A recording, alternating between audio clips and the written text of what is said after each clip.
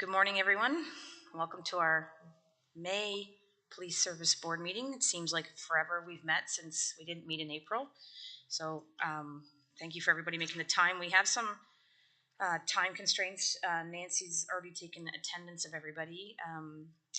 Given some challenges with that, I'd like to, before we approve the agenda, I'd like to suggest that we move item 10, other business, to up ahead after 8 staff reports, just to make sure we can get some of those things accomplished before the 10 o'clock break that Councillor Pierce and Mayor Bailey have to leave the meeting for.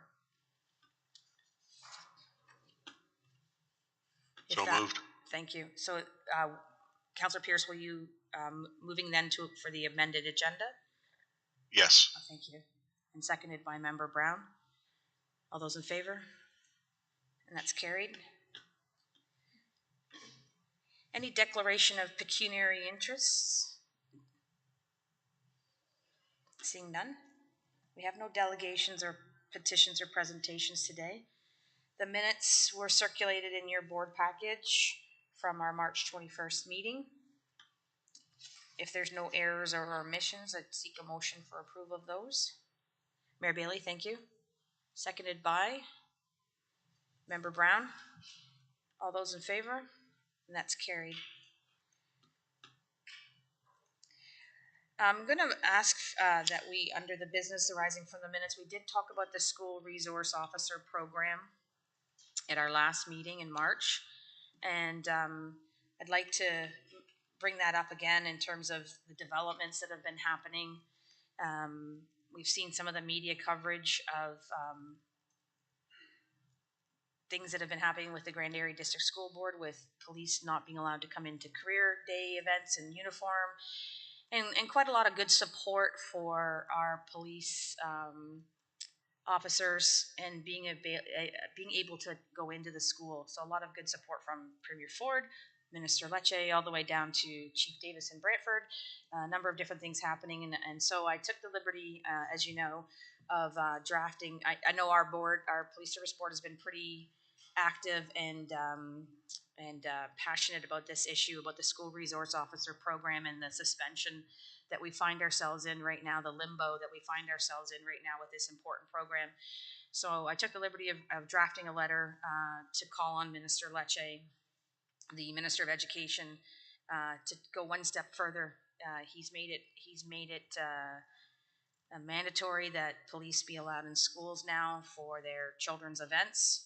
So let's take it one step further and now make that mandatory, that the school resource officer program be reinstated in all school boards across the province. So I'd like to open the floor, I guess, for some quick discussion here, recognizing that we are on a time clock today, but seeking support to move forward with that communication piece and any other suggestions that you might have. Mayor Bailey? Through you, Madam Chair, to the inspector.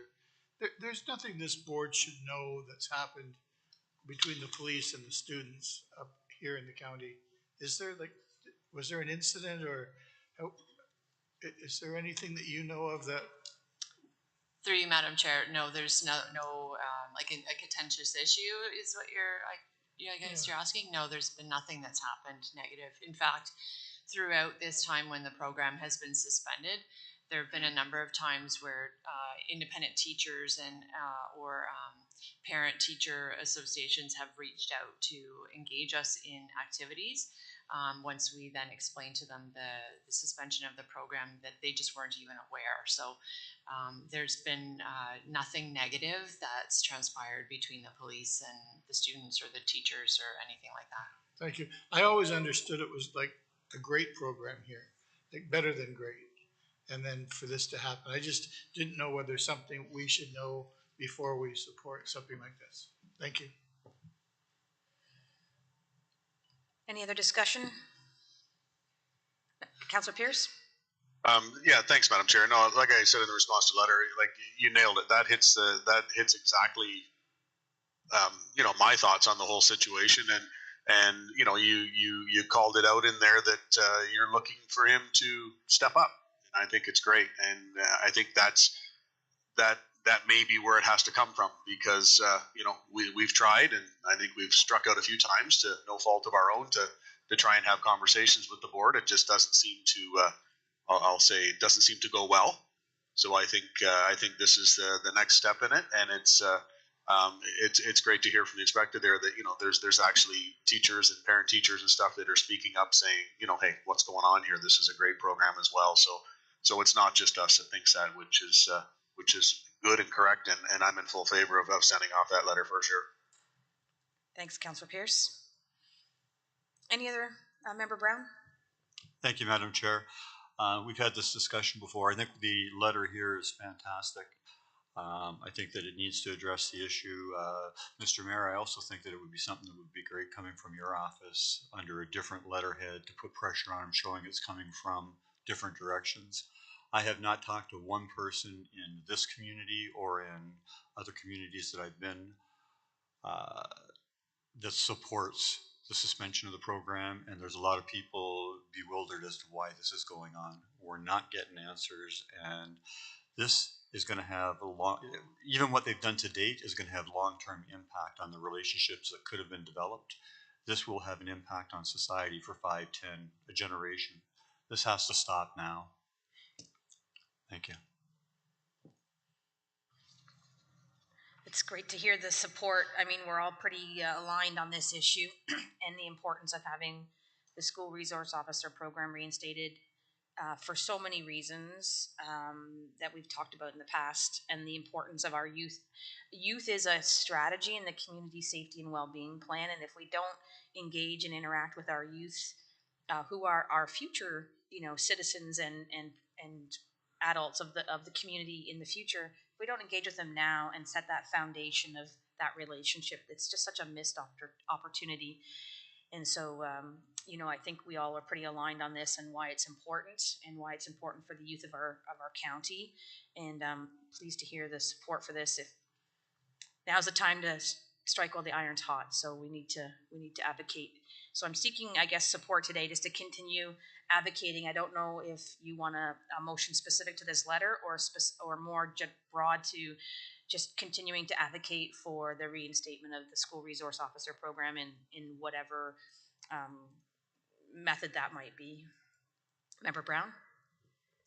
I'd like to move that the chair be able to pursue this in any manner, any positive manner possible, starting with the letter. Member Verhey will second that. Any further discussion on the motion? Councillor Pierce? Yeah, I agree with the motion. I support the motion, but I think that's just part of it, and it's just one more. I don't want to call it a tactic, but it's one more thing we're doing to try and keep the pedal to the floor on this. And I'm supportive of anything we can do to push this. And as I say, I think this is an important piece of it to start the pressure from other angles, and that being the province to the school boards. Agreed. I think we're all singing from the same songbook on this particular issue for the benefits of our community. So if there's no further discussion, I'll call that question. All those in favor of the motion? And that's carried and unanimously carried. So I appreciate everybody's support for that, and we'll get that finalized and off. Thank you, everybody. Well, before we move into the statistics of the detachment commander's report and then the statistics report, I should have done this quickly at the beginning of the meeting, but I did want to acknowledge Sergeant Eric Mueller, loss of life in Eastern Ontario, another OPP officer killed in the line of duty. I know Brant will be represented at his funeral coming up here at the end of the week. But I just wanted to take a moment to acknowledge the sacrifice that he's made, but also acknowledge the danger that our officers put themselves in every time, and they go to work. They don't know what's going to happen, and having them on the front line protecting all of us is such a commitment that we can't say thank you enough for. So I just wanted to acknowledge Sergeant Mueller.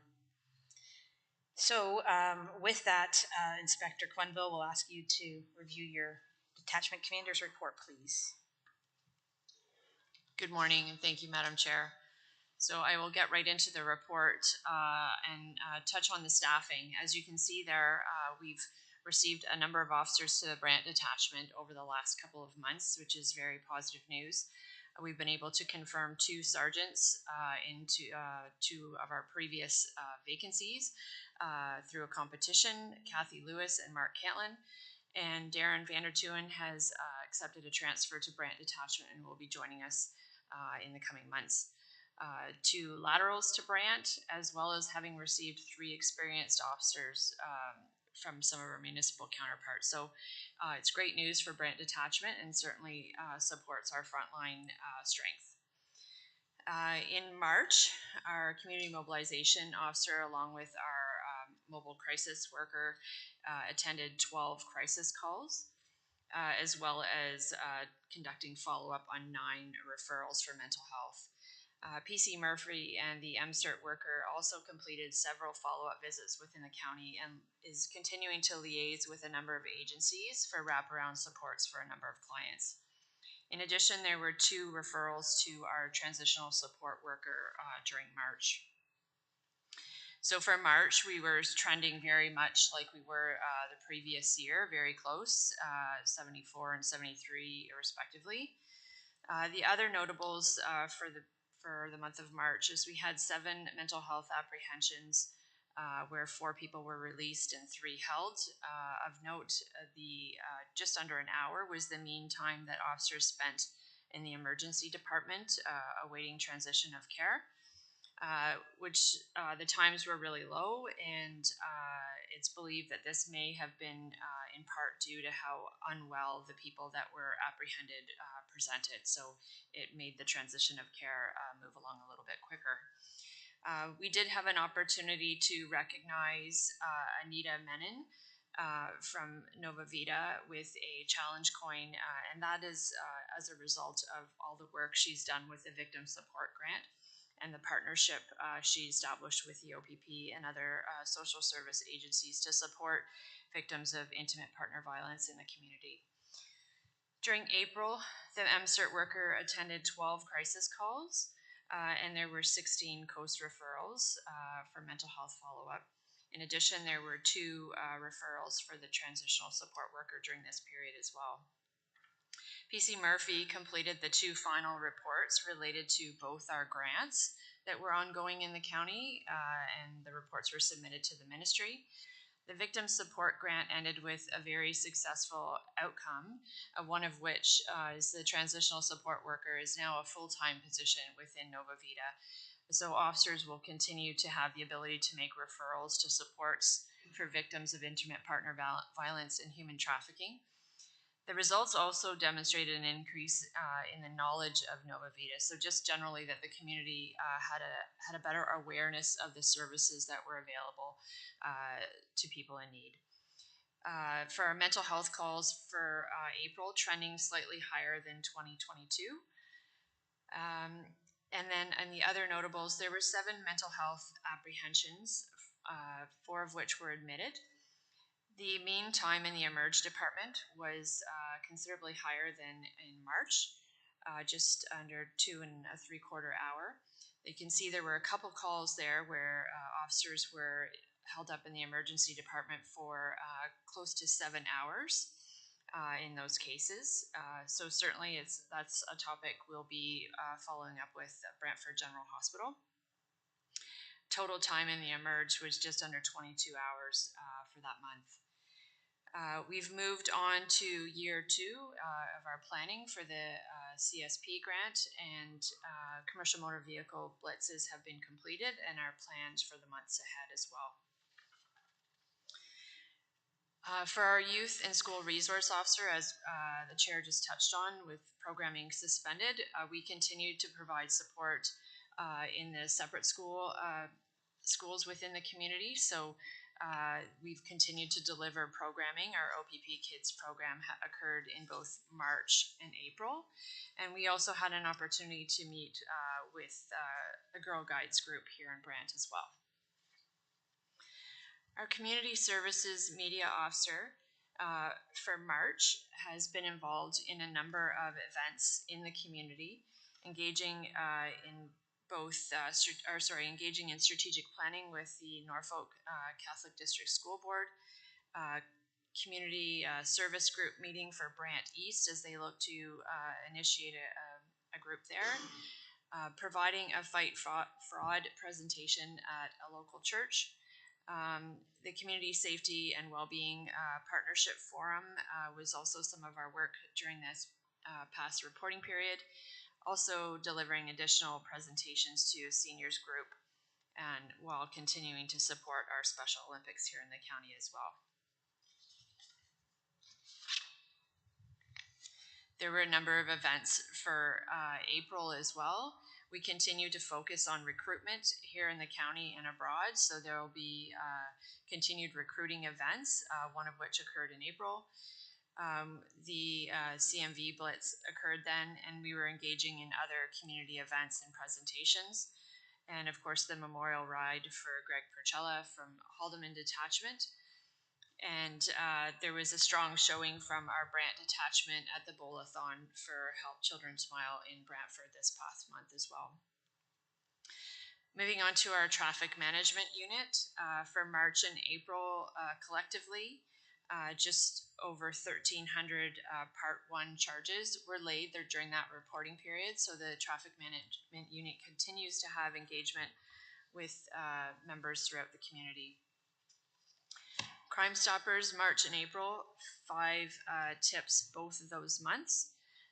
We continue to engage with our Crime Stoppers liaison to raise awareness about Crime Stoppers in Brant County, because I really feel it's an underutilized resource that I'm not sure that everyone is considering when they're have information to share with police. So we'll continue to try to push that information out to our community to ensure that we are getting as much information as we can. There's a lot of really great work done by our officers that are presented for you in the noteworthy events. A couple worth mentioning: on March 6th, traffic stop of a motor vehicle for stunt driving in Scotland. During the investigation, the officer was identified to be suspended, and during arrest, drugs were located and a prohibited firearm. 3 persons charged and 1 held for a bail hearing. On March 7th, a domestic-related investigation resulted in a barricade person situation. So our emergency response team, our tactics unit, rescue unit, K9 negotiators all attended. This is common in this type of situation where it's a critical incident, and those resources all come to Brant at a moment's notice to support operations here, and that was the case in this situation as well. On the 23rd of March, the West Region Time Team and Brant OPP conducted ride in St. George and made contact with a number of vehicles and residents. They did end up arresting one person and were charged with impaired operation and drive with open alcohol. And I share that with you again just to bring your attention to the fact that the Time Team is very engaged in Brant County, and the benefit of having them report to our location where they're often engaged in operations to and from other potential operational locations, but they take an active role in our road safety here in Brant County. And you'll see there in the next point, about 11 shifts were spent in Brant County completing enforcement ride, and as we said, an impaired driving investigation. So we're very fortunate to have 5 members of the Time Team report to our office and continue to engage in traffic enforcement.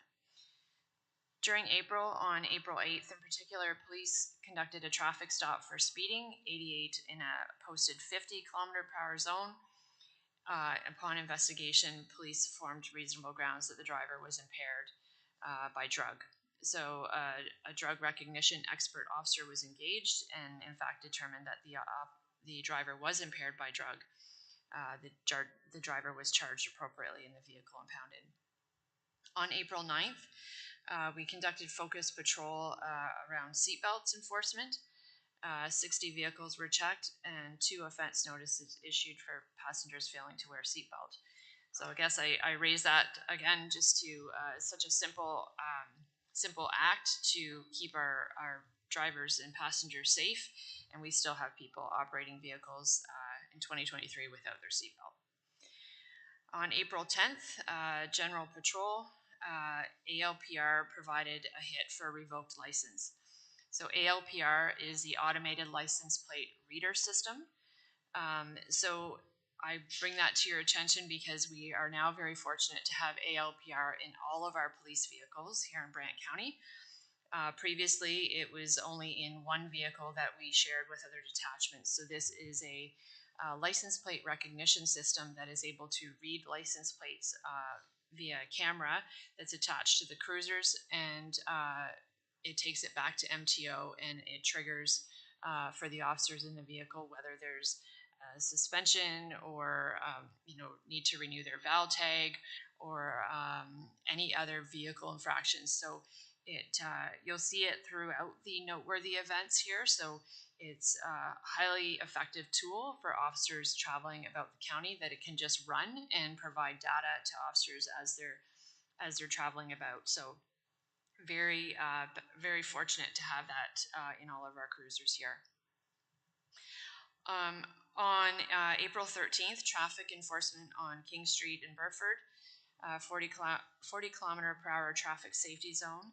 Again, a vehicle was stopped for stunt, 96 in that zone. Driver was charged and suspended, and the vehicle towed and impounded for 14 days. On April 13th, officers conducting ride on Pauline Johnson Road. I share this one because you'll see that officers conducting enforcement did some great interdiction there and saw the unmarked cigarettes in plain view, and consulted with the Ministry of Finance, and 80,000 cigarettes were seized and the drivers charged. So again, another demonstration of the relationships with our other ministry partners to conduct enforcement in Brant County. I'll just draw your attention to the results from the Easter long weekend provincial traffic safety campaign. Officers in Brant laid 180 charges as a result of that provincial initiative. And we head into, actually it starts today, Canada Road Safety Week. It's a provincial traffic safety initiative in cooperation with the Chiefs of Police and Transport Canada. The focus will be on Big Four, so impaired, speeding, seatbelt, and distracted driving. Again, I've provided the impaired driving related events for March and April. You'll see that the number of ride events, we're at 145 year to date, which is significant over what we've done previous. So ride is a large focus given what we've spoken about in previous months about the increase in impaired driving, not only in Brant County, but across the province. So certainly we will be conducting ride events every day, any time of day throughout the county. And lastly, in terms of the trends and actions, violent crime for March and April was up just over 42% compared to 2022, and up just over 55% year to date. There was a significant increase in sexual assaults, and I believe that contributes to this increase. Property crime, you'll note, shows a decrease of just over 42% for March and April, despite a rise in break-and enters. There was no change year over year for drug crime, and year to date we're down just slightly. In relation to our motor vehicle collisions, we had one roadway fatality in April, and it occurred on the 403 highway. Our personal injury collisions show no change when compared to this reporting period in 2022. The property damage collisions show an increase of just over 12%, and overall an increase of just over 4.5% for all the motor vehicle collisions compared to 2022. Overall, vehicle-related property crime, which we spent considerable time discussing in the months previous, shows a marked decrease for both March and April. There were a total of 8 stolen vehicles for March and April compared to 26 stolen vehicles for the previous year. There were, of course, fewer recoveries during this period. 10 vehicles was recovered during March and April. The theft from motor vehicles was also down significantly, 40% in March and just over 80% in April. The mental health calls are trending upwards and made a significant increase in April. 911 calls are also trending upwards for both March and April. The alarm calls were down for March by just under 28%, but back up again in April by just under 7%. Our domestic disturbance calls increased in March by just over 41% and fell again in April.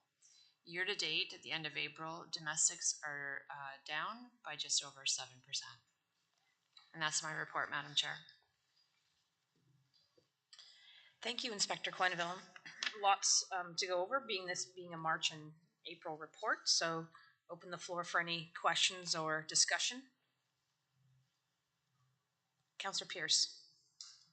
Thank you, Madam Chair. Yeah, a lot of information in there, and it's not hard to see that our officers are very busy on a daily basis. Which is, I guess, I look at that in two ways. They're very busy doing their job, and unfortunately, they're very busy, with crime and other things such as impaireds and stuff like that, and speeding happening in our community. So, as always, they're doing a fantastic job, and it's not hard to see that their days are full.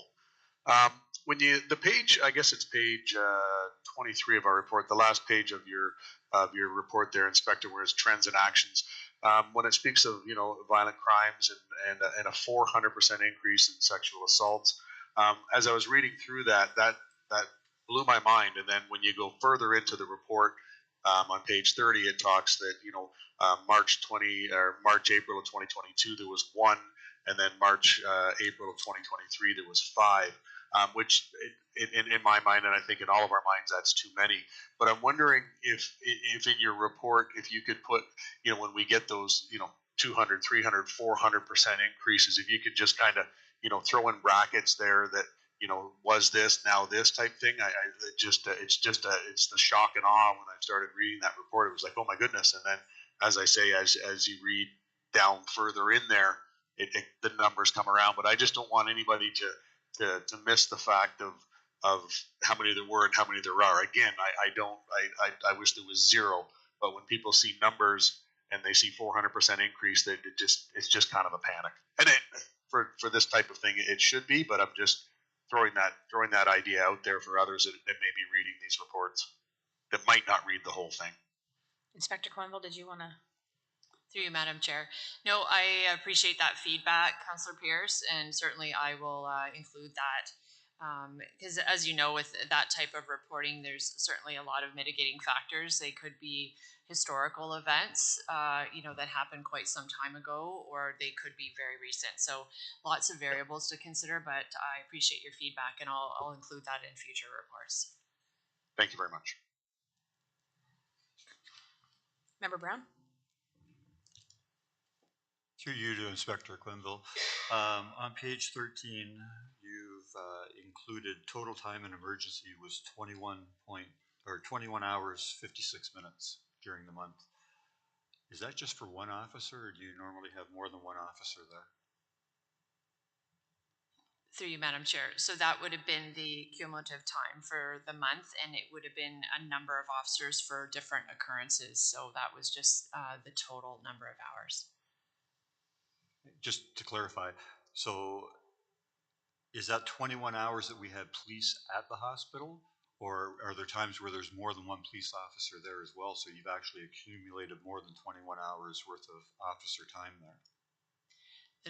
Yes, there could have been more. There would have been more than one officer there, and I'd have to go back and check whether there was 21 accounts for 2 officers, or that's 21 times 2.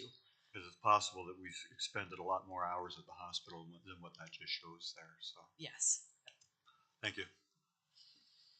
Just to follow on that comment from Member Brown, I guess what's kind of concerning is out of the 21 and almost 22 hours, 7 hours at one with one incident and 7.5 hours at another incident. Like, that's an exorbitant amount of time for officers to be sitting there waiting for transfer of care. And hopefully that's something that I know everybody's working on, but it just seems like such a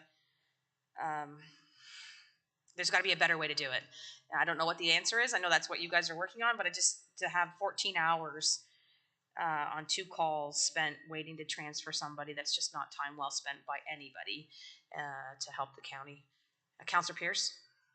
Yeah, thanks, Madam Chair. I 100% agree with that. And as Mayor Bailey can attest to, we're both on paramedic services as well. And it's the same thing there. There's a huge issue with offload times at hospital, whether for all our emergency services, and it's I know it's something that they're dealing with and trying to deal with, but it seems like a spiral downhill at times for sure. So yeah, you're absolutely right. Time is money, and that's time that these emergency folks are I'll put it as stuck in a spot where they can't help others. Well, it can't be good for the officer. It can't be good for the patient that needs the help. It can't be good for the people waiting in the waiting rooms. It can't be good for even the staff of the hospital trying to find the resources. There's just got to be a better way of doing that. So we look forward to any updates you have or anything that you need from us to support that a better relation, or not a better relation, a better agreement and the memorandum of understanding. If there's anything you need from us to support that, please let us know. I know it, the hospital's probably trying to do its best too, but everybody has their needs. So is there any other questions or discussion that we want to raise with the detachment commander's report?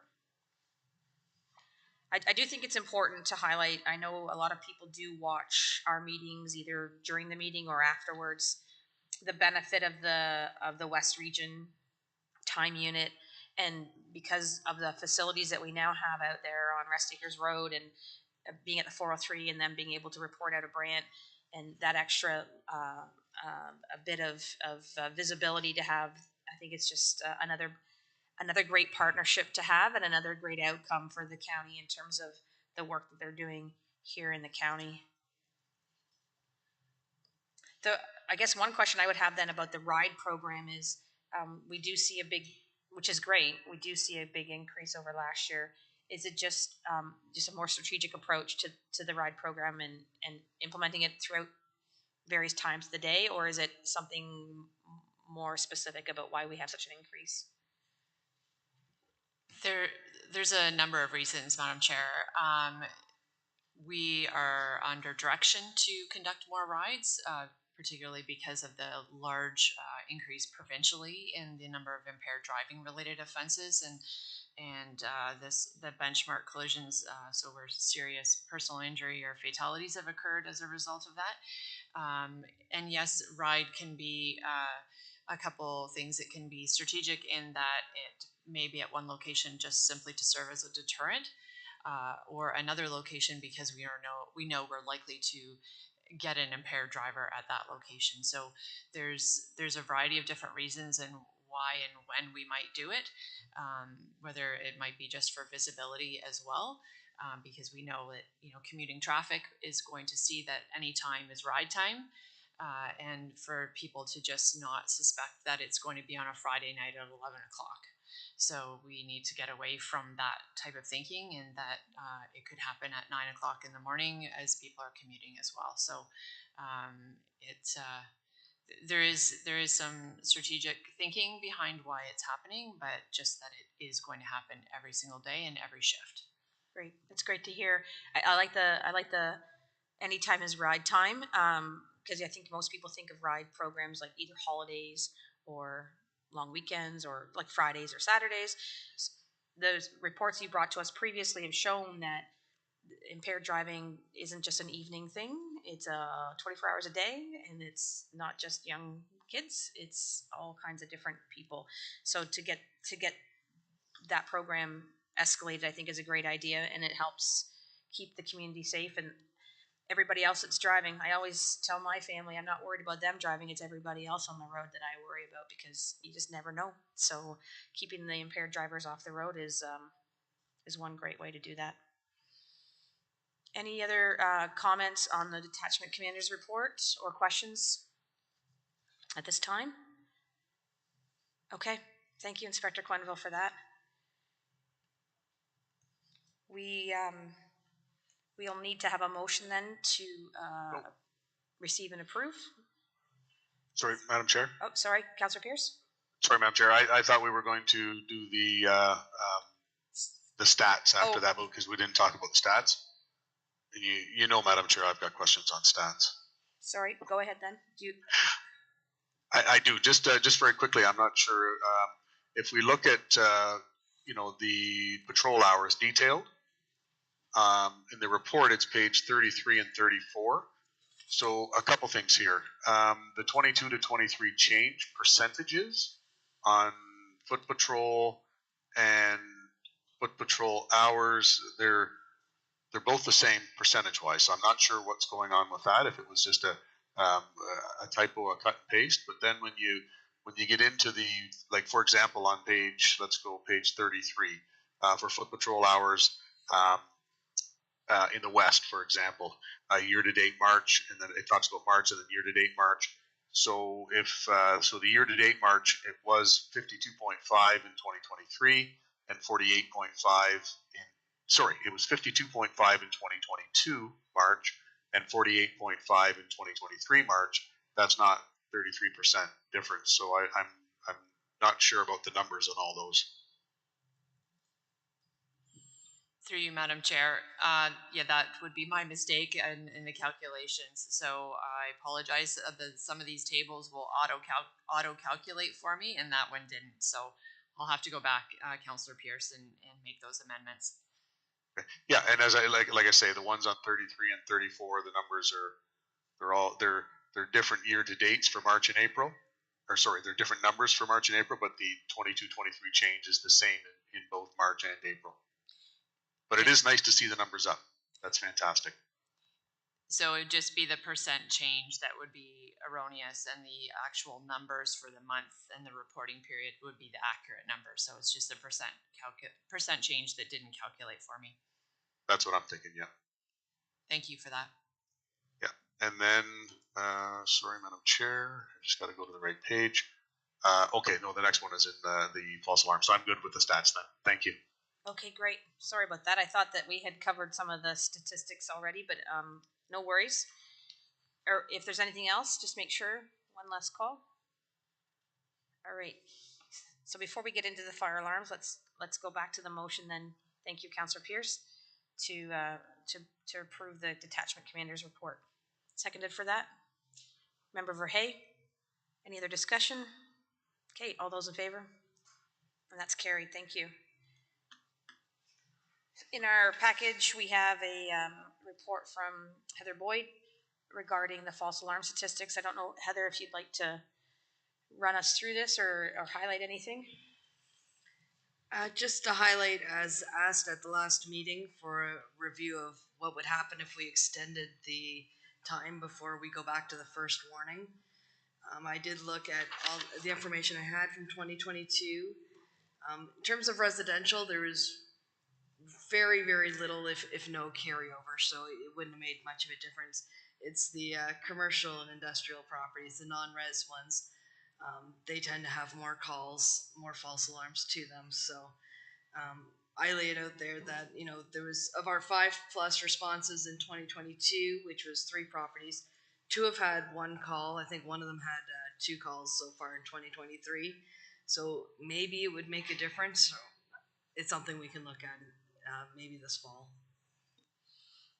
Yeah, and I note in your memo that, you know, the difference between residential and non-residential properties, and maybe there's some opportunity there to incentivize folks. Any questions on this report, on the false alarm statistics report? Oh, sorry, Councillor Pierce, forgot, sorry. Yeah. That's all good. Thank you, Madam Chair. Through you. So a couple things. Just first of all, in your I guess it's page. What page is it? Page 40 in your summary. Not just above the summary there, Heather. When you speak of the fact that the question the board may want to consider later this year is whether the fees are a sufficient deterrent for non-residential properties, where they may serve as more of a you know, as you say, quote, cost of doing business, or where the risk of having an intrusion on the property outweigh the cost of having to pay for the response of the alarms being set off unintentionally. I like the idea of potentially increasing the fines to as a suggestion there. So I think that's definitely something we could look at down the road for sure. But on the previous, when it talks about the background, and you've got your analysis in there, and thank you very much for this, because it really, when you see them over the years, it's quite interesting. But when we look at, sorry, just scrolled off there. So when it's got the quarterly review of the first quarter, and it talks of the in 2022 where there's fourth occurrence and fifth occurrence.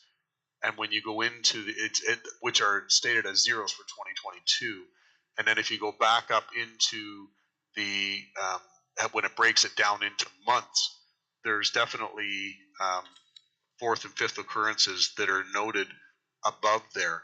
And I'm curious, and I don't know if it's a, because if we look at the ones in the winter months through to the summer months, I'm not sure if there's anything that weather does to these, when these alarms are going off. I don't know, and I don't know that we could get that information.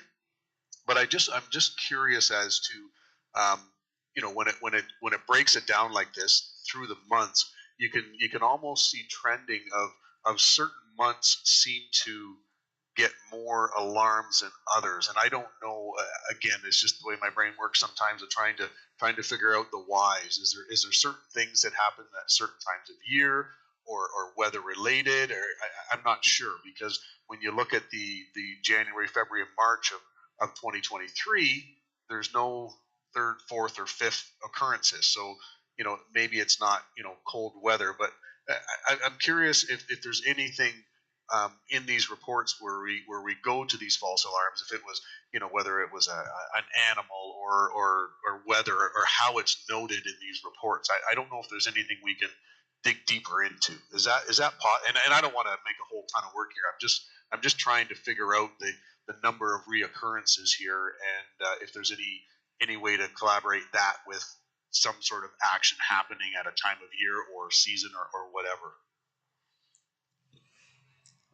Through the chair, because it's a year long before the reset. So obviously January, February, March, you're not going to see many fourth or fifth occurrences because they may have gone to someone's house once or twice. As the months progress, you're going to see more third or fourth, because sometimes you have like an outlier, like last May 2022, there was a bunch across the board, which I think was probably one property or so had like a big problem in May. But usually you'll start to see the later ones grow as the year goes by, because more properties are getting those second, third, fourth responses. In terms of the reports that I get now, some of them have some commentary on the circumstances, so I can go through and see if I can come up with any trends. Just report on them qualitatively more than quantitatively, but there is some commentary. I'm not sure if it'll give us exactly what we're looking for or not. Okay, and sorry, Madam Chair, through you, yeah, and as I say, Heather, I don't want to make a lot of work out of it. I'm just trying. I'm curious if we can draw any similarities or anything like that. But no, I appreciate this. It definitely it gives you a different view when you see it lined out like this. So I appreciate the work that you've done on this. Thank you. So, Councillor Pearson, you were referring to in your first part of your comments. Were you saying that you were wondering why on page 40, 2022, it says 0 for fourth and fifth calls, but on page 39, if you look in the columns for March 2022 down to December 2022, there is 4, 5, 11 fifth calls, for example, in 2022. Is that what you were looking to find out, like why the difference? Exactly. So it's zeros in 2022 on when it talks about like on page 40, and yet there's definitely fourth and fifths in the upper when it breaks it down per months. Yes. Sorry about that. Yeah, so that quarterly review, those are just the first quarters for all those years. So I just pulled out the January, February, March stats for each of those years. That's not year long. It's not a sum total. So if you look back, okay. yeah, Yep. Okay. Yeah, that explains it. That's my bad. Thank you. Just want to make sure that we were cleared up on that. Yep. No, I appreciate that explanation. Thank you. Were you going to call? Was that okay? Okay, anything else on the false alarms report? Thank you, Heather, for putting all that work together for us to get a better understanding of some of the nuances. If there's no other questions or comments, we'll need a motion then to approve that. Thank you, Mayor Bailey. Seconded by Member Brown. All those in favor? That's carried. Okay, we had moved in the amended agenda items 10 other business up to this point now. So just a reminder that we're going to deal with those items. So the first thing on that list then, and recognizing it's 9:45, is the Community Safety Group draft terms of reference. If you recall, we've had several conversations about these groups and how best to do it, and it was directed to Inspector Quenville and myself to kind of brainstorm some suggestions. We've done quite a bit of research. We've also had the help of Heather in the forming of this document, this draft that we have in your package, page 55 in your package. So I guess at this time we're presenting this as a draft for your consideration and input. We tried to look at what's currently in place and the gaps that are there. How other detachments may manage these types of groups. Some do have them and some don't have them. We've tried to consider the strategic vision of what we're trying to do here with the community engagement in a proactive and focused way that are aligned with our own police service board strategic priorities. I think one of the challenges that we've seen, all of us have seen over the past several years, is just where do they fit? And I know talking with Heather, that's been one of the challenges that she's also highlighted on the county side as well, is just exactly where do they fit. They don't fit into the county committee structure where there's appointments and whatnot. They aren't obviously part of the OPP organizational structure. They've been somewhat autonomous from the police services board. They just really haven't had a home. But there's some really good work that's being done. So how do we engage this group and kind of bring them into the fold, so to say, to try and really align all the work that's being done? So we thought, okay, let's try and be consistent here for now and for the future. We put this terms of reference document together just to kind of provide some structure, including reporting and financial support that may happen or could happen. And just really try to bridge some opportunities for those enhanced communications and collaborations. Depending on how you guys feel about the draft that we are presenting here today, we would want to, as a next step, consult with the two chairs that are the two active community safety groups that are, there's a Paris group, there's a Brant North group, and there's a Brant East group currently in the process of formulating. To get their feedback and input as well, of course, and then we would bring a final version back to a future board meeting for final approval if that's what the board wishes. But today, I guess we wanted to open up the floor for discussion and feedback and see what folks thought about. I don't know if you want me to run through everything or if you've read it all or how you want me to proceed here. Oh, Councillor Pierce, thank you. Yeah, thanks, Madam Chair. First of all, great report, and I think we're all in favor of, we've spoken of it, consistency across all these groups. If I could, Madam Chair, I made some notes on this, and I would like to just kind of run through them if I could. And you spoke to, going back to the chairs of the existing committees and stuff like that. I like the idea of meeting the chairs, and in my notes here, I did a but in capital letters. We need to be careful as absolutely we want to get their input, but at the end of the day, we need to drive how this is laid out. It's not that their input isn't valuable, but as I say, we need to ensure that this fits our needs, and I think it's safe to say that if it fits our needs, it'll fit the committee needs as well. But I just think we need to keep in mind that we're driving the bus here, so to speak, and we will I don't want to say dictate because that's a heavy word, but we will make it the best for all parties concerned. So I just think absolutely we want to have their input, but I think we need to be we need to be cognizant of the fact that, you know, this is our terms of reference that we are creating / presenting to the different boards. Then on the next page, when it speaks of the, you know, the purpose of the community safety groups, and it talks about, you know, the lock it or lose it. Now this is, it's a, might be off subject here, but when it comes to the lock it and lose it, I know that the groups were downtown there, I think it was a couple months ago, you know, checking for locked cars and stuff like that. Do they have the authority to open a vehicle of somebody else when they're doing this? Because it was reported to me that that had happened, and I'm just when I read it in here, I thought I would just ask that question: Are they legally authorized to do that, or can they just see that there are items in the vehicle?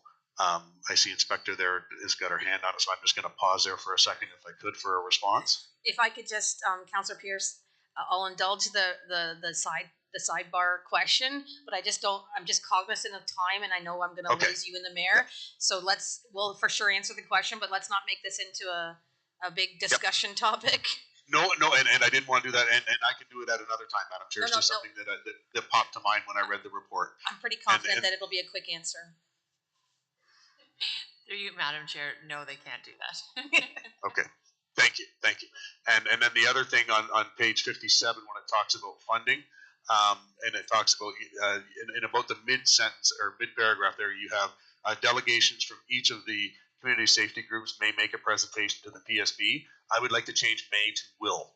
They will. There shouldn't be an option there. They need to come in and they need to present to the PSB what it's all about. So that, again, that's one of those little tweaks that it's not a they could. It's that they will. And then the final one, when it talks about insurance coverage there on the last page, it says any questions about liability should be directed to the county liaison to the police services board. Who is that? Is that me? That would be Heather. Heather. Okay. All right. Perfect. I just wasn't sure exactly who that was. Excellent. But no, other than that, Madam Chair, I think this is absolutely it's a great report. And you know, will there be a little tweak here and there? Possibly, but I think this will give us the consistency we need across the board. And it's very black and white. It's all documented in there. It's not, you know, there's nothing hidden or anything like that. I like it. Thank you. Thank you, Councillor Pierce. Just wanted on your comments about consulting with the two chairs. I think where Inspector Quenville and I and Heather were coming from on that, the three of us, was you know, some of this will be change for some of the groups, and some of it won't be. If it's a new group, they're just getting started. It's not as much as a change of as a group that's already been working, and so it's just how to manage that change effectively and ensuring that we consult with them. As you pointed out, it's still our terms of reference. We can take suggestions and feedback, of course, for everybody's consideration, but we wanted to make sure that they had some input into it in order to help us with that change management. 100%. Thank you. Any other feedback or discussion on the draft so far? Member Verhey? Thank you. Just couple quick comments. I support 100%. It's very well written, and I think it'll bring that structure, and it's black and white, like Councillor Pierce said. But as I read it, it definitely sets the tone that these groups are reporting to the Police Services Board. Is that the intention? Correct. Okay. And secondly, this concept of funding, it also seems like we're opening the door that funds will be available, and that's something we're going to have to start planning for, whereas in the past it seemed to be a little bit construed as to whether it was county or not. But I guess I'm just clarifying that does open up the fact that this will definitely be coming out of our budget, because they're definitely going to come for the money. I think we're trying to streamline that, and with talking with Inspector Quenville and Heather, like you don't want people necessarily being confused. Which way do we go? Do we have to go to the county grant system? Do we go to this system? Do we go to that system? If we can plan for it in our budget and also ask for it in our budget in a yearly process. We wanted to streamline the budgeting, but also the requests, so they're not ad hoc, that they have some strategic thought to putting down on paper what it is they want to do in their communities, and embrace that grassroots. They may or may not have an initiative that they want to pursue, but if they did, then that way it's very, they have a certain time window that they can do that for us so that we can then budget as well. If we don't have that in our line item, but I think that was one of the debates we talked about in previous is, I believe the Paris group was going to the county, but they also came to the police services board, and that way you don't have both. It's not as confusing. Perhaps with it streamlined, it would be clearer for all the groups. Where do they have to go for that? I agree with that model. It should be streamlined if it's going to be there, but I guess to take a step back, if we introduce a formal budget line, that's going to be new money. So I guess my question is, should we consider whether or not we should even be funding them? Like, if you introduce the opportunity for them to generate expenses, they're gonna generate expenses. If we say, well, there's no budget, But I think, is it a necessary thing that they need to have? so in our discussions that we felt it was something we wanted to encourage, because there could be, I don't know, I'm just throwing out, I've seen other communities where they might, maybe one of the community safety groups wants to do something more on impaired driving in their community. They want to put out some kind of information and bring in a speaker, and there's some costs associated with that. Who's paying for that? But then it's a lot. If it's our group that's paying for it, well, it's all the county at the end of the day. It's just, where does it get reported to? There's no, they don't have a home in any of the county committee structure. So where do they report for any of that money that they may get? If we bring it through this system, there has to be some planning involved. Like, they need to be proactive in their planning to say, this is what I want to do with the priorities that have been outlined. And it might be something that the police services board says, okay, for 2024, the focus is going to be on ABC for each of the communities, and we'd like to see projects come in that focus on those things. Then they would apply for it for the following year, and then, as Councillor Pierce said, they will come back to the police service board then to make a presentation on, okay, how did it go? What did you do? And maybe there's some really great things out there that could happen. But I think one of the things that we found in the gap analysis is just they just don't have a home. So if we can bring them into, they're doing the work of community safety, let's bring them into the strategic priorities of what we're trying to work on as well, and engage them. And if that means supporting them with some funding, but the board would still have the final say in if we thought their project had merit. It's not an automatic guarantee. Like, they'd have to still apply for it. And if the board felt that that wasn't really a well thought out priority, then perhaps that they wouldn't get the funding that they would get. And we would have to request that line item. Correct me if I'm wrong, Heather, but when we put our budget proposal together, or our budget request together to council in the fall, those are line items that we would need to request and explain why are we requesting that as well. I don't know, Heather, if I've missed anything. I know there was some questions about, like, the insurance was one of the pieces where the gap analysis showed there was some parts there, and then the reporting. We don't appoint, the county doesn't appoint these people, the folks that sit on the community safety groups. But Heather, is there anything else that you want to highlight in terms of streamlining the groups? No, really, in terms of the funding, I think your mics are too close. It's just, it just streamlines how the funding's going to go. Like, it mirrors what we do with our advisory committees at the county. So if Heritage Committee needs money for a project, they put it in a budget under development services, and it goes through the budget process. This would be very much the same thing. If they want to do something, then that money will be in the budget for them to do. It's not like you got $1,000, spend it as you want. It would be based on whatever they've put forward that this board has approved. Just gives us an opportunity to direct where the money gets spent. Member Brown? I think it's a great report. I love the aspect that we're going to streamline expectations. I have one question for, I guess, directed at the inspector. Citizens on Patrol program, does that exist any longer? Through you, Madam Chair. No, I've done a little bit of research and haven't found that to still exist. So we did discuss some signage that's throughout the county that we'll have to have some further discussion on, because I understand it's at the egress of some of the little small communities. So further discussion on that. That was my point, driving in today, coming into St. George, the big signs up there saying citizens on patrol. And I thought that I had heard that that program was no longer in existence. And for consistency's sake, we may want to address that so we're not adding more confusion to the people who live there. Those were already flagged as on our to-do list. Not wanting to get too far ahead of ourselves, but definitely agree with you, Member Brown, that, well, obviously I live in St. George, so the 4 comings and goings, there is that citizens on patrol. It can be misleading and confusing, and we want to make sure that people don't have that perception that that program is still, and we need to do an inventory and make sure that, other communities don't have similar types of signage as well. So I guess if there's, not sure if there's any other feedback from anybody on this particular item, or if you approve in principle today, I think our next steps would be sitting down and getting some feedback from the 2 chairs of the 2 groups. Obviously, if this comes into place, it's going to be a change for them both in different ways.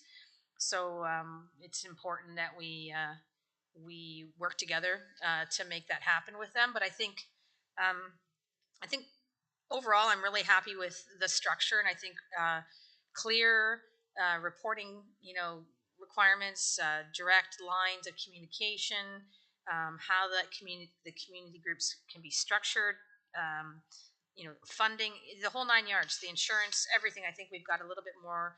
And this is meant to be a living document, so if there's things that we find out or that we want to change or that we want to improve upon, it's certainly, we can do that too down the road. Councillor Pierce? Thank you, Madam Chair. No, I was just reading back through here. When it talked about structure of the community safety groups, it talks about criminal checks completed by the OPP will be required for all executive members.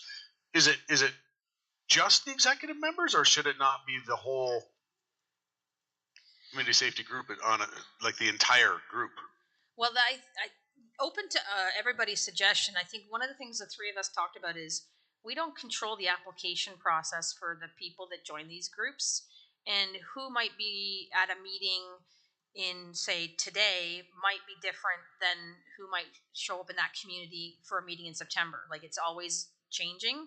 So who do you try to get first, maybe, is the executive, because that seems to be the consistent folks that may be part of that group. But our experience, feedback, research has shown that the attendance varies from meeting to meeting as to, it's not always consistent group of people, and we don't control the application. Nobody controls the application process on that. Heather, did I get that? Yeah. Okay, thank you. Okay, so I guess at this point we need a motion to give some direction on next steps, approve in principle, whatever it is you want to, however the wording is that you want to. Councillor Pierce? Yeah, thanks, Madam Chair. I'd move that we approve this in principle, and we take the next steps of meeting with the chairs of the existing community service groups for feedback, and then look forward to a final report coming back to the committee. Great. Okay, so that you make that a motion? Please, yes. Okay, seconder for that motion, please. Member Verhey? Any other discussion then? All right, call the question. All those in favor? And that's carried. Thank you, everybody, for your support on that. I know it's 10:04, and I know some of you have to leave, so if you need to do so. Yeah, Madam Chair, just on my way out, I'd like to go back to, or bump up to 11.1, and just remind Councillor Pierce as the representative to council that he bring forward the fact that I should be supporting the constable at the school as a motion at council. Absolutely. Thank you.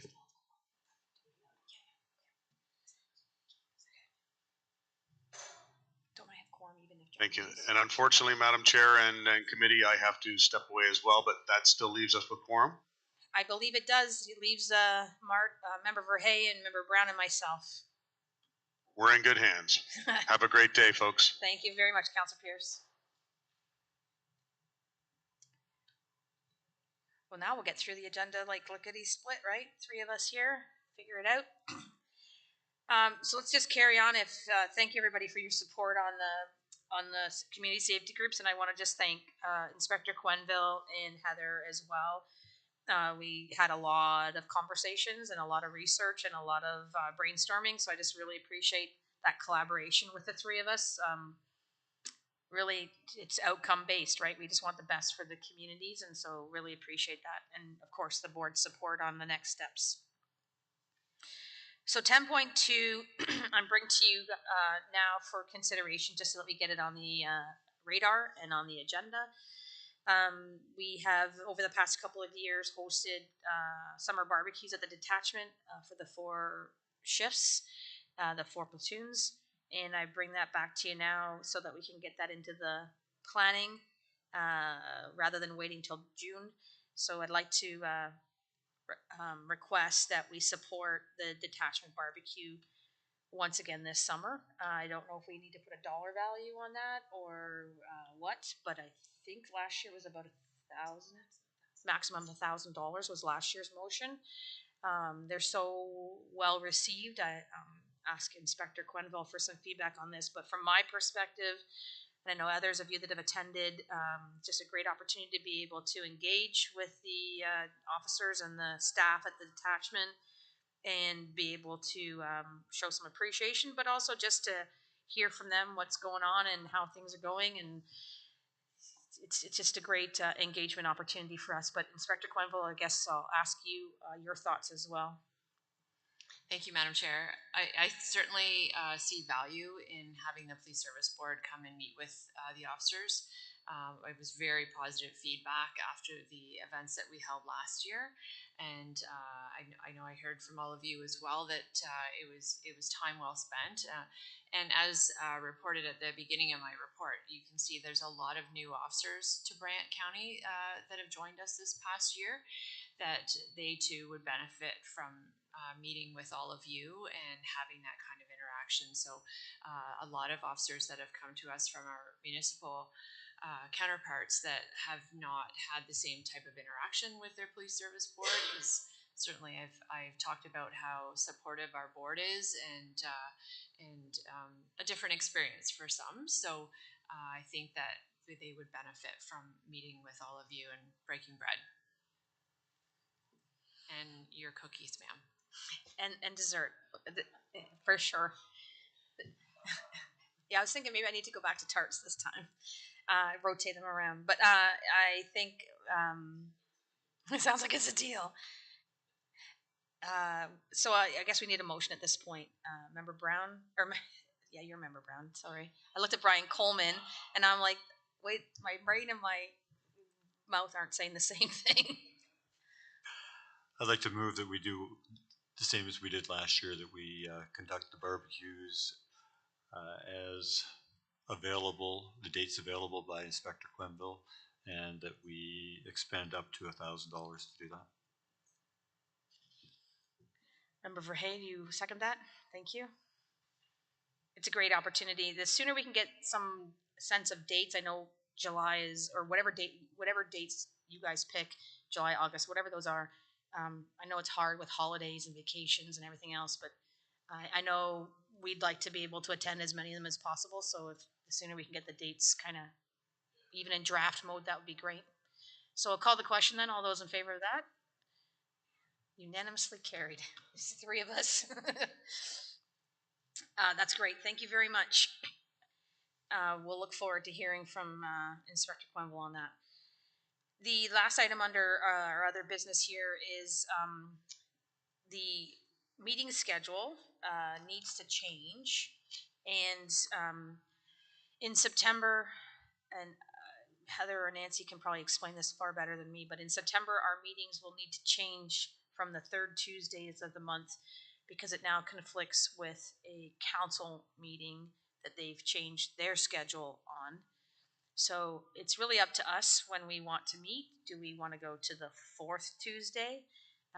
When we first started, many of us, we were on Wednesdays, I believe, but we changed that to, I think Mayor Bailey had another committee meet. Anyways, so we have the flexibility to change to meetings as we need, the dates that we need to, but definitely the 3rd Tuesday of the month starting in September is not an option for us.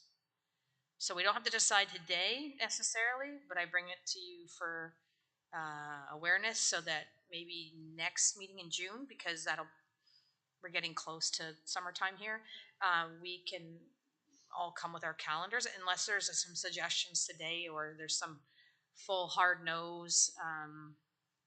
I've kind of gotten into the rhythm myself of Tuesdays, so I don't mind Tuesdays. Definitely don't want to do Mondays.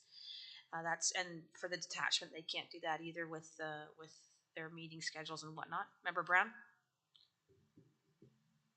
My only thoughts is that we give consideration. It doesn't happen very often, but if we've got something that should or needs to be addressed by council, it would be nice if our meeting was just before theirs rather than just after it, so you're not waiting a full cycle again. So Nancy, maybe, or Heather, I'm not sure what is the fourth Tuesday of the month in the evening a full council meeting? So if we had our meeting that morning, we would have to wait till potentially the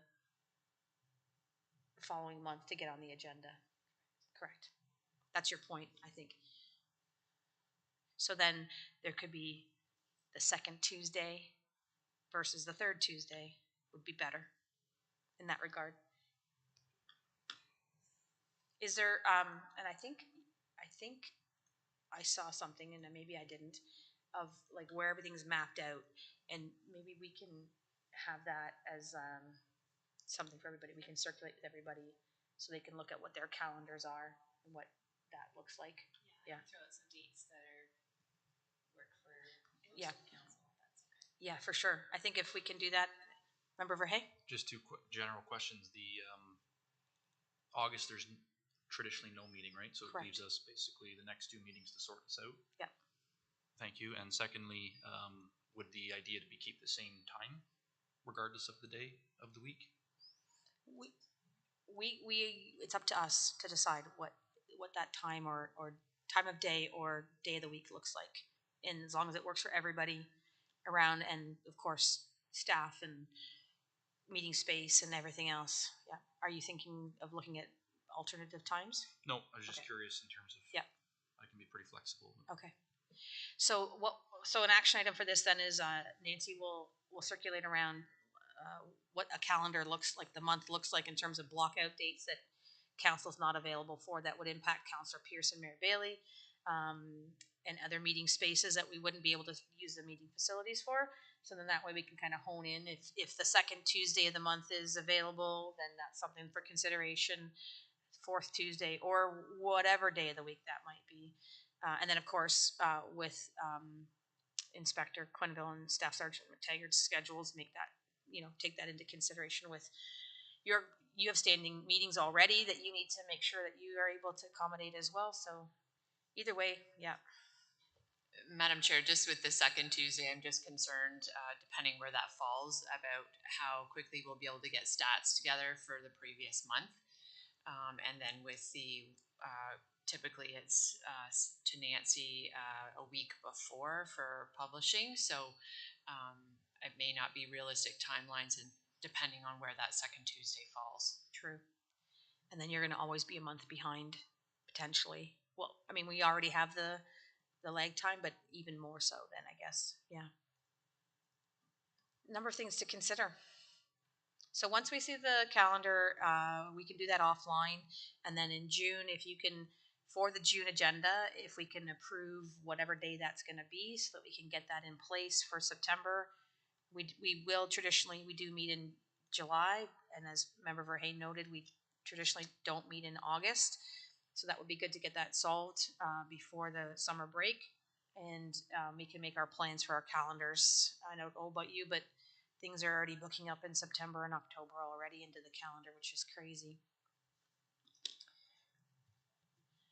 All right, so if that's good for other business, we'll circle back up now to items 9.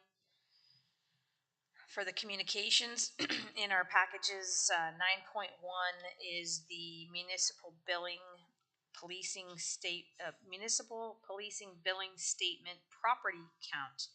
And so it is looking at commercial and residential households property count for the 2020, which will be used for the 2024 municipal billing, was 16,329. And if you remember how that billing works, that's how they use that data to determine the policing costs per property, which then the county uses on our taxes. So this is what they'll use as the base coming out of the property assessment. So no, this is just for information, no decision item there.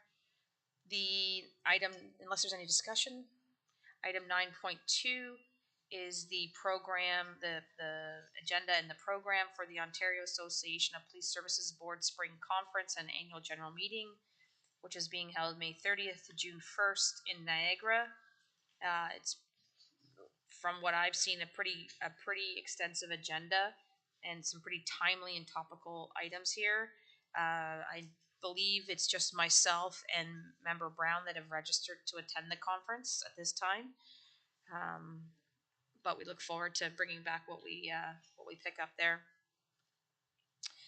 9.3, the Ontario Association of Police Services Board is doing a survey. They're looking for some input and feedback from the different police services boards on amendments to the Community Safety and Policing Act regarding some of the things that we've been talking about: stronger governance, improved systems, clearer roles. We have a deadline of putting that in by May 22nd. I'm happy to continue to do these things on your behalf, but I would need your feedback no later than, when's the 22nd? The 22nd is next Monday, the holiday Monday. So I need your feedback by Thursday this week if you had anything on this survey. Otherwise, I'll go ahead and respond on our behalf. Lastly, in the package is something to share and put out there to any of your community contacts. On Wednesday, May 24th, the OPP are hosting a online safety seminar with presentation from the OPP Child Sexual Exploitation Unit. It's for adults and youth 13 and above. PC Murphy's hosting this seminar at the Brant Sports Complex from 7 to 9. Encourage everybody to sign up for that and attend as a parent and as a volunteer with youth in this area. There's a lot we don't know and we need to know, and it's just a really important topic there. So if you can share that out with everybody, that would be great. Unless there's anything else under communications that I've missed, we'll jump into section 11. Councillor Pierce is not here, so, oh, thank you, Nancy. That's why she's here. I need a motion to receive all of the different communications items and then to direct me to complete the survey. So moved. Member Brown, thank you. Member Verhey seconded that. All in favor? Carried. Now we'll go to section 11. Councillor Pierce isn't here to give us any communications updates from council. So, Member Verhey, is there anything you want to report on from Zone 4 OAPSB? Thank you, Madam Chair. Just maybe a question to you: do we want to talk about the meeting and the associated expenditures, or is that for a different time? Well, I guess the meeting itself, if there's anything you want to provide feedback on, we can always part to it with the financial expenses. Like we can talk about it now if you'd like, but I think it's somewhat resolved for now. But Okay. Future moving on, I think we need to understand what the expectations are. Okay, then we can leave that part. But in terms of the follow up, like I always have been saying, the OAPSB side of it is pretty small and compact and short and sweet when it comes to meetings. So we had a good discussion. Attendance was on our side was very well attended. Hadn't seen that attendance since the last time we hosted in Brant pre-COVID. So that was kind of nice. But other than that, yeah, we were there for it. So nothing else to report unless there's any questions. Inspector Quinville, is there anything that you wanted to add to that meeting that we hosted up for Zone 4? Yes, Madam Chair. There was very positive feedback from everyone that was in attendance. Certainly, there was some really great presenters. I think that lent to a attractive agenda. But to Member Verhey's point, Superintendent Hennick from Hamilton, the chair, noted that there hasn't been this kind of attendance in a very long time. So at last count, it was like 65 people for the meeting of the OACP and OAPSB when we were together. So great attendance and great agenda. I agree. The agenda really drives the value in terms of bringing people out. And I was able to attend part of that meeting that you chaired for Zone 4. Member Verheyen, you had a pretty decent crowd around the table. I think we had to find some chairs, so that's always a good problem to have. But the joint meeting part I thought was the meeting. The presentations were really good, and thanks to Nancy and the team for organizing all the logistics around attendance and meals and facilities and getting everything set up. So I really appreciate all the work that Nancy did. Member Verhey, in regards to the financial piece, I guess, my understanding of the lay of the land is, municipal police services tend to, when it's their turn, they have their own budgets and they tend to pay for that. When we hosted here in Brant in 2019, Police Service Board paid for that, and this time around, the bill will be paid for. We had a motion to approve paying for part of it. I think there was some confusion as to does OAPSB pay for? I think you had mentioned there were some funds to be able to pay for part of it. Any OPP district that's going to host a meeting is going to be in the same shoes as us in terms of, is it the county that pays? Is it the police service board that pays? It's essentially the same dollars at the end of the day, but who's responsible? Where when it's a municipal police service, they have their own budgets and they have their own ability to do that. So I think that's part of the challenge is, if you want an OPP board to be able to host these things, I think there needs to be some clarity as to expectations. I'm not saying that's you. I'm just saying there needs to be some clearer lines. If there is funds available, maybe it's not going to pay everything, but maybe it's a recognition. I thought we did a great job as hosts. I think we set the bar for future meetings, which which speaks well for Brant and the OPP and our police service board. But yeah, in terms of I don't know. I know you were concerned that there maybe wasn't a clear structure as to who pays for what, or OAPSB Zone 4. It's not exactly you're flush with funds either, so I don't know if you have any feedback on that. Yeah, I brought the topic up a few times, and it keeps coming back to discussions and decisions on the OACP side, right? So we're very much a tag along. I'm not saying good or bad. I'm just saying that's the clarification I received, was that it's kind of driven by OACP, and this is how it goes. So I don't know if that, if Inspector, you were made aware of that in terms of payment and who would take care of all of that. Because it was just as recently as the last meeting where I went to Dave again and just said, please clarify to me how this works. And he says, yeah, we have a simple discussion and people volunteer to host, and then the services pick up the tab, because the OACP side, I guess, eliminated their budgets, right? Which we have not done on the OAPSB side. And further to that, I did have a brief discussion with our group at the end of the meeting, and they were totally open to saying, hey, you know what, if we can help pay for some of the cost on a prorated basis for the OAPSB Zone 4 participation, obviously because of the 60 or 70 people, there was 12 or 15 of us, I guess. So they were open to that as well. So I'm just throwing that out there if there's a need. But like I said, it keeps coming back to me that it was sort of decisions made on the OACP side. So if we want to have some sort of procedure or process, or think twice about signing up again or whatever, I guess that's to be discussed with this group.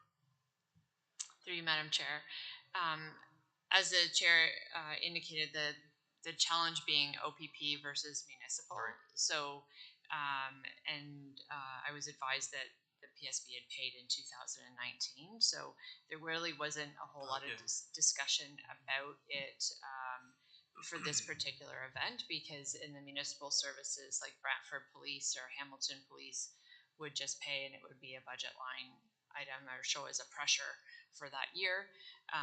But when I was advised that the PSB paid in 2019 and 2017 was the time that we hosted prior to that, I think the PSB paid in 2017 as well.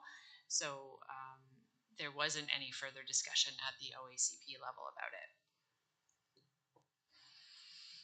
So I think we've all come back out of not having meetings. This was coming out of our COVID pause. So now we all are back on the same page. Hopefully other municipalities and other OPP detachment areas will host as well. I can't, if 2019 was our last one, maybe we're in another 3 or 4 year rotation, but maybe there's other groups that will host as well. I don't think we need to budget this annually to be able to do that, but every 2 or 3 years. But now we know to get it into the cycle, perhaps down the road. We do have Nancy has ensured that the bills are all paid and everything's taken care of. That is, and we did approve it at our own PSB meeting for us to pay for it. So that's the direction that Nancy has right now. So unless there's anything else, I don't know, Member Verhey, if there's anything we need to do formally to request Zone 4. I don't know if that's a precedence for other groups to then dip into those funds as well, or if you're putting a certain amount towards it. I don't know any. So you'll have to let us know what that looks like, if we need to or not. So if I guess whether it's prorated for OAP, SB, Zone 4 members, or however it is you guys decide that you want to do that, just let us know, and then we can follow up with that if there's a formal request that needs to happen or something. But as of right now, all the bills are paid, everything is fine. We had a great meeting, great meal, good conversations, all that kind of thing. All the good things of those being in person meetings really bring to the table, right? So that's good. Okay, so there's nothing else about that. Is there anything else for Zone 4 then? No. Okay. I'll just quickly then just run through some of my chair updates for you all. If you want to mark down Tuesday, June 27th, Inspector Quenville and I will be giving an update to council about, as we talked about previously, we would do that twice a year or so. If you are able to attend and be part of that presentation to council, that would be great. It'll be here in person, and that'll give us an opportunity to provide that update now here for the spring, and then we'll do one late fall again, as we had a great meeting with council last time, and look forward to their feedback. And as them being a stakeholder, it's important that we do provide them some updates. So that'll be June 27th. My understanding is the dispatch, the spring edition of this dispatch, I can't get that out of my spring edition of the dispatch newsletter is in distribution through mailboxes as we speak. So we should see a hard copy of those right shortly for those of you in your mailboxes. Thanks to Heather and to some of the county staff, Sarah and Susie, for helping us coordinate that, and of course to Inspector Quenville and the team for the content. I think once you all see it, you'll agree that it's another great edition of the dispatch newsletter. There, to my understanding, on June 10th, there's a couple of different bike rodeos that'll be happening in the county. St. George, Paris, and I believe Burford. If they're not the 10th, then they're very similar to that date. That they'll be working with the OPP and the OPP Auxiliary and some of the service groups and some of the community safety groups to be hosting those youth bike safety events. So that's happening June 10th. We have had quite a few meetings about the community safety groups, and so that's been very productive.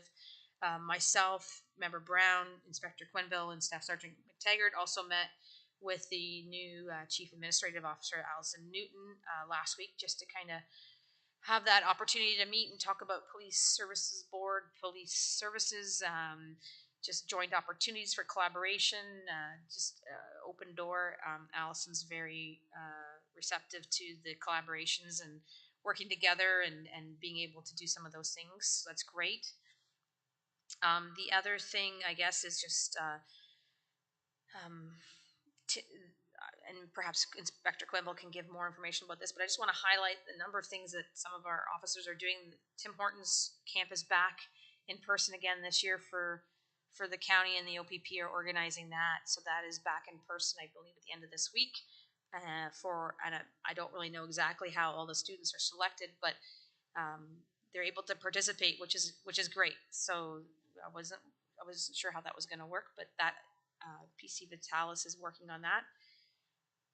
And I think that's it for now. There's been a lot going on, as you can tell from the different work that we're doing, but trying to keep on top of everything. And unless there's any questions, I'll leave it at that for the chair's update. Last thing I just want to notice is that it is Police Week this week, and it is the theme this year is building bridges, celebrating police and community partnerships. And I don't think that could be a more appropriate theme for what we're working on right now in terms of relationship building. I did send a message to Inspector Quenville that on our behalf that she could share if she chose to the detachment members, just being able to acknowledge that it is National Police Week and thanking them for all the work they do to keep our community safe, engage with our youth, support the activities that we do, all these extracurricular activities, and of course, thanking them for their service this week and every week of the year. So unless there's anything else in the update section, I don't see any. I don't know that we need to have any, we don't have any in-camera items today, I don't believe. Unless there's anything else that needs to be raised, I believe we might be coming to the close of the agenda. Okay, seeing none, our next meeting is scheduled for Tuesday, June 20th, 9 a.m. here in Council Chambers. And with that, it's 10:32. We now have another half hour of our day that we can catch up on. Appreciate everybody's time today, and here's to a good and productive